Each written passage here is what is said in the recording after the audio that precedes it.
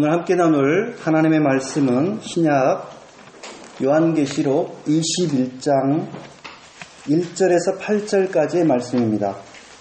신약 요한계시록 21장 1절에서 8절까지의 말씀, 저와 여러분이 한 절씩 교독하겠습니다.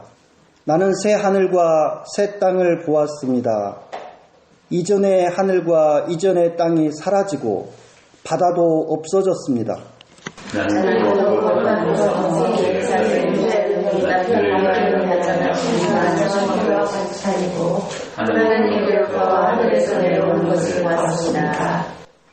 그때에 나는 보좌에서 큰 음성이 울려 나오는 것을 들었습니다.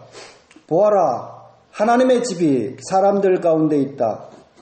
하나님이 그들과 함께 계실 것이요, 그들은 하나님의 백성이 될 것이다. 하나님이 친히 그들과 함께 계시고 그들의 눈에서 모든 눈물을 닦아주실 것이니 다시는 죽음이 없고 슬픔도 부짖음도 고통도 없을 것이다. 이전 것들이 다 사라져버리기 때문이다. 그때에 보좌에 앉으신 분이 말씀하셨습니다. 보아라, 내가 모든 것을 새롭게 한다. 또 말씀하셨습니다. 기록하여라. 이 말은 신실하고 참되다. 또 나에게 말씀하셨습니다. 다 이루었다. 나는 알파며 오메가가 곧 처음이며 마지막이다. 목마른 사람에게 내가 생수를 흘려주실 것이다. 이기는 사람은 이것들을 상속받을 것이다. 나는 그의 하나님이 되고 그는 내 자녀가 될 것이다. 그러나 기록한 자들과 신실하게 도전한 자들과 아직한 자들과 생한 자들과 공명한 자들과 마지막에 이르들과 무상한 숭배자들과 모든 거짓말쟁이들이 차지한 것은 불과 영광의 평화를 받았습니다. 이것이 그제의 상황이다. 이 아름다운 주일에 함께하신 모든 교우들에게 주님의 평강이 가득하시길 빕니다.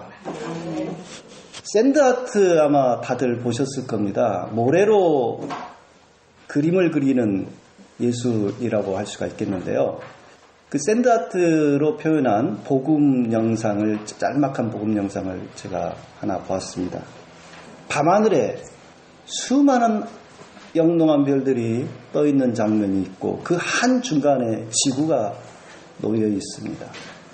그러더니 그 지구가 어느덧 환히 빛나는 양으로 변화되고 그 양이 그 밤하늘을 쳐다보고 있는 장면이 되는가 싶더니 또 그 양이 십자가를 지고 골고다 언덕을 올라가는 우리 예수님의 모습으로 변화됩니다.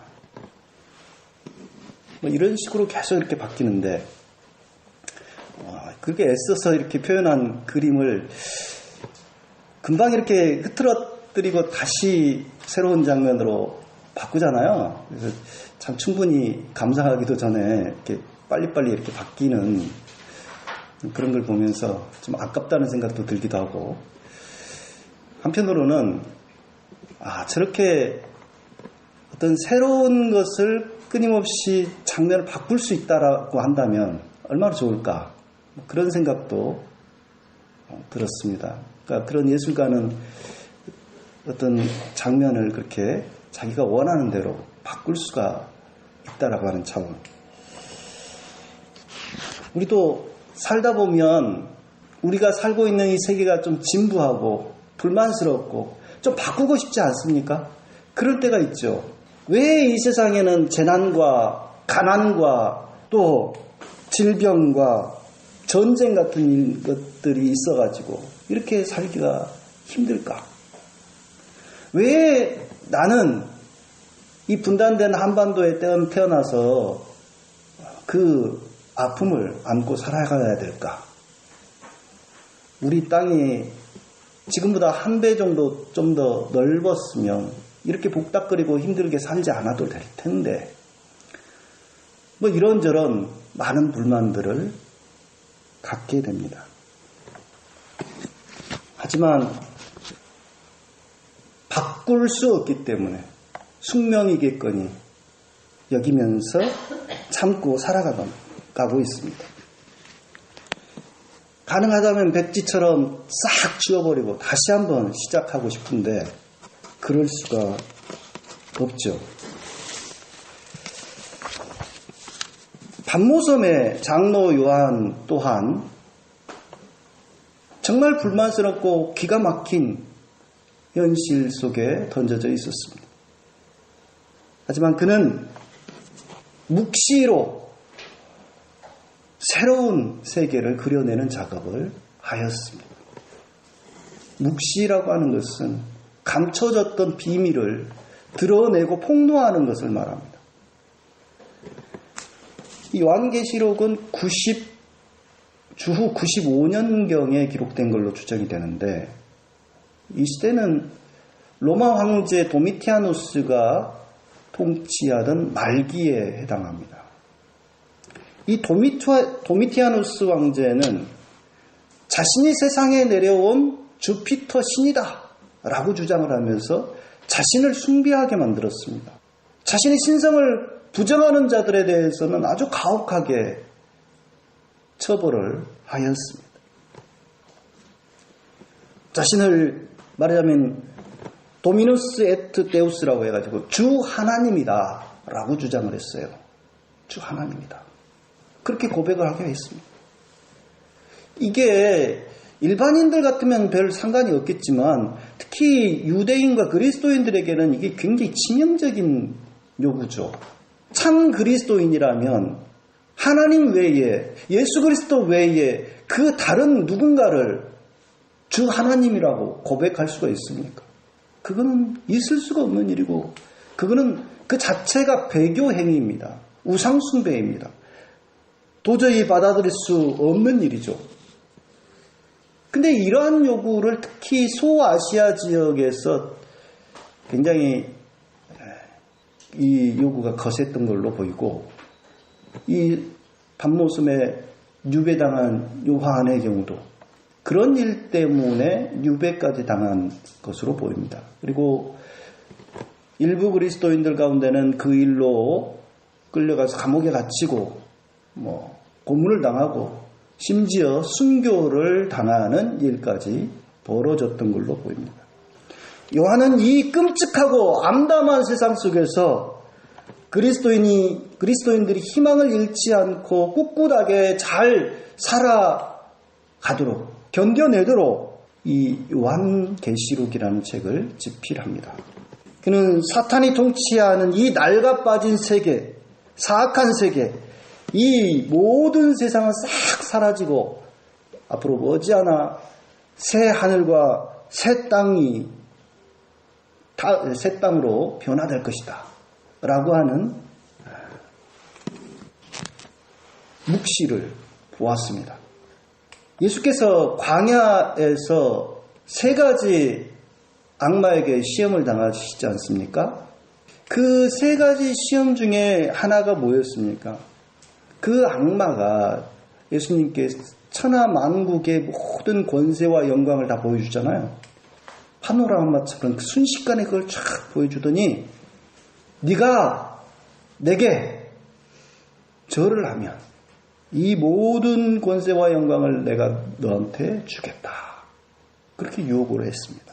이 시험을 우리가 생각을 해보면 이 세상의 권세와 영광은 결국 사탄이, 이 악마가 지배하고 있다라고 하는 것을, 쥐고 있다는 것을 알 수가 있죠.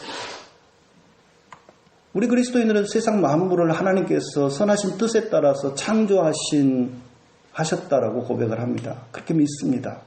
그런데 어느덧 이 세상이 악마가 지배하는 그 권세와 영광을 다 악마가 차지하고서 쥐락펴락하고 있는 그런 곳으로 오염되고 타락한 상태가 되어버린 것이죠. 참담한 정말 그런 상황인 것이죠. 요한계시록처럼 묵시문서에 속하는 신약 외경 이사야 승천기라는 책이 있습니다.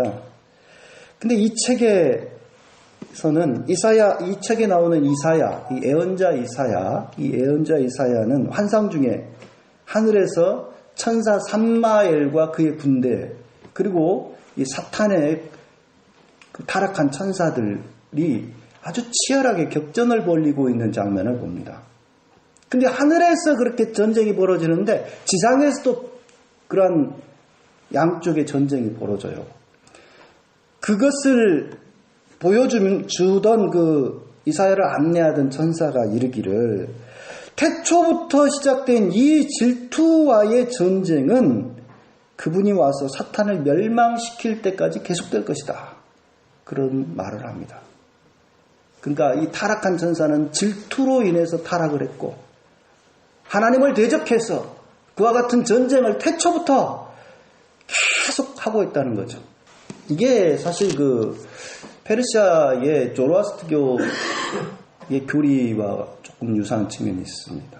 이 조로아스트교의 에서 믿는 이 세상을 창조하고 다스리는 신은 아우라 마즈다라고 하는 지혜의 신인데 그 지혜의 신에게 두 명의 쌍둥이가 있어요. 쌍둥이. 하나는 스펜타 마이니우라고 하는 선한 영이 있고 하나는 앙그라 마이니우라고 하는 악령이 있습니다. 근데 이 두 쌍둥이가 계속 싸우는 거예요. 계속. 그러다 보니까 이 세상이 선한 영과 악한 영이 격전을 벌이는 격전지입니다. 세상 끝날까지 그게 전쟁이 계속된다. 그렇게 조로아스트교는 가르치고 있습니다. 요한계시록에서도 비슷한 양상이 펼쳐집니다. 어린 양 예수를 중심한 하늘의 군대가 사탄을 중심한 그 군대와 더불어서 치열한 격전을 벌입니다. 그래서 종말의 날에 사탄이 마지막 최종적으로 패망을 하게 되고 불과 유황의 바다에 내던져지게 됩니다. 그러면서 새 하늘과 새 땅이 쫙 펼쳐지게 됩니다. 그러니까 태초부터 시작된 이 치열한 전쟁이 사탄의 패망과 더불어서 드디어 끝이 나게 되고 새 하늘과 새 땅이 그때에 이루어지게 된다라고 하는 것입니다. 요한계시록이 말하는 이 새 하늘과 새 땅에서 우리는 이사야서가 전하는 그 메아리를 예언의 메아리를 듣습니다. 이사야 제2 이사야라고 불리는 이사야가 이사야서 48장 18, 19절 말씀에서 증언하고 있는 바에 의하면 주의 말씀을 전하고 있는 바에 의하면 이런 말씀을 하고 있어요. 너희는 지나간 일을 기억하려고 하지 말며 옛 일을 생각하지 말아라. 내가 이제 새 일을 행하려고 한다. 이 일이 이미 드러나고 있는데 너희가 그것을 알지 못하느냐. 이게 이제 제2 이사야의 선포이고 또 여기서 한 걸음 더 나아가서 제3 이사야는 이사야서 65장 17절 말씀에 이런 말씀을 합니다. 보아라, 내가 새 하늘과 새 땅을 창조할 것이니 이전 것들은 기억되거나 마음에 떠오르거나 하지 않을 것이다. 요한계시록의 말씀은 이 새 하늘과 새 땅, 이사야가 예언했던 그 말씀을 이어받아서 오늘 새 하늘과 새 땅이 이루어지게 될 것이다라고 합니다. 이건 좀 어려운 말로 예기적 예언이라고 그러는데 앞으로 될 것이지만 그것을 미리 보여주는 그러한 묵시로 표현을 하고 있는 것이죠. 근데 그 내용이 비슷한 것 같지만 약간은 달라요. 이사야서는 분명히 하나님께서 새하늘과 새 땅을 창조하신다고 했는데 오늘 말씀에 보면은 하나님께서 새하늘과 새 땅을 창조하시는 건 아니고 마치 어떤 사람이 이 가려졌던 이 커튼을 쫙 거두니까 이미 있던 새하늘과 이 세계가 쫙 펼쳐지는 것처럼 눈앞에 그러한 상태처럼 묘사합니다. 그래서 새하늘과 새 땅이 그동안 가려져 있던 보이지 않던 세계가 쫙 펼쳐지는데 그 세계가 어떻게 묘사됩니까? 그 새하늘과 새 땅에는 그러니까 이전의 하늘과 이전의 땅이 다 사라지고 새하늘과 새 땅이 나오는데 거기에는 뭐가 없어요? 바다도 없고 밤도 없고 해와 달도 없고 성전도 없습니다. 왜? 해와 달이 없는 이유는 하나님께서 그 도성에 좌정에 계시고 하나님 자신이 그 하나님에게서 뿜어져 나오는 그 영광의 빛이 온 세계를 비춰주기 때문에 해와 달이 필요가 없다는 거예요. 그리고 어린 양이 그 등불이 또 되시기 때문에 필요가 없습니다. 빛이 필요가 없어요. 성전이 없는 이유는 뭐냐? 성전이 없는 이유는 주 하나님과 어린 양이 그 도성의 성전이시기 때문에 성전도 필요가 없다고 했습니다. 근데 여기서 저는 조금 불만스러운 게 바다와 밤이 없어요. 저는 밤과 바다를 좋아하거든요. 근데 바다와 밤이 없다 그러니까 좀 서운한데 아마 저뿐만 아니라 바다와 밤을 좋아하시는 분들은 좀 많이 서운할 겁니다만 이것은 문자 그대로 우리가 받아들일 일은 아니고 이 자체가 묵시이기 때문에 상징과 은유의 의미가 담겨 있는 것이거든요. 바다가 없다라고 하는 이유는 고대 근동에서 이 바다라고 하는 것은 이 악마의 말하자면은 아지트의 바다가 예를 들면 고대 바벨로니아의 신화에 나오는 그 최고의 신 마루둑이 어떻게 최고의 신이 되었냐면 그의 맞상대였던 티아마트와 아주 격전을 벌이는데 그 티아마트라는 신이 염수 곧 그 소금물의 신이에요. 그래서 바다에 살아요. 그래서 그 바다에 이 티아마트 구약 성경에 레비아탄으로 막 이렇게 언급이 되는 그 괴물 이 신이 이 마루둑과 싸워서 지게 됩니다. 그래서 마루둑이 그 티아마트를 반으로 뚝 나눠가지고 한쪽은 하늘을 만들고 하늘은 땅을 만들었다. 그게 이제 이 바벨로니아의 신화인데 그러한 어떤 오랜 전통이 있어요. 그래서 이 바다는 흉흉한 악마가 살아가고 있는 곳입니다. 그래서 예수님께서 바다를 잠잠케 하시잖아요. 그게 그냥 나온 게 아닌 거죠. 악마의 세력을 예수님께서 제압하시는 하나의 상징적인 장면이라고 할 수가 있겠습니다. 밤은 어떻습니까? 밤 또한 악마의 어떤 공간이에요. 악마의 어떤 자리예요. 그러다 보니까 최후의 만찬 때 가룟 유다가 예수님의 떡을 받고 예수님께서 내 행할 것을 넣어서 가서 행하라. 그러니까 밖으로 나가잖아요. 밖으로 나갔는데 뭐라고 되어 있습니까? 때는 밤이었다. 그렇게 언급이 됩니다. 밤으로 나아간 거예요. 요한복음에서 예수님은 무엇입니까? 생명의 빛이시잖아요. 근데 빛을 떠나서 밤으로 나간 거예요. 밤의 세계로. 그런 차원에서 가룟 유다가 바로 사탄 쪽으로 넘어갔다라고 하는 것을 우리가 알 수가 있죠. 오늘 말씀에서 보좌에 앉으신 분, 곧 창조주 하나님은 보아라, 내가 모든 것을 새롭게 한다. 이렇게 말씀하시고 그 말씀을 기록하게 하십니다. 그런 뒤에 다 이루었다. 나는 알파며 오메가 곧 처음이며 마지막이다. 말씀하십니다. 다 이루었다. 이 말씀은 우리가 잘 알다시피 예수님께서 가상칠언, 그 십자가 위에서 마지막으로 남기신 말씀이지 않습니까?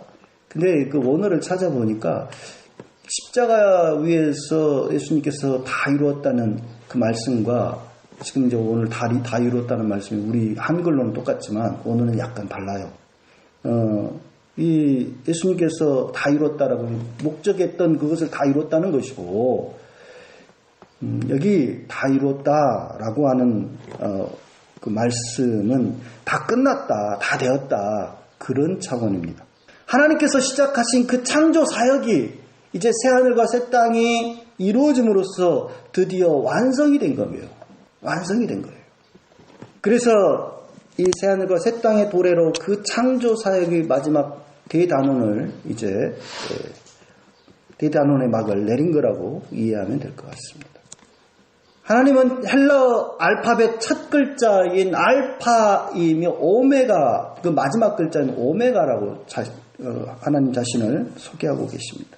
그러면서 이기는 사람은 이것들을 상속받을 것이다 라고 말씀하십니다.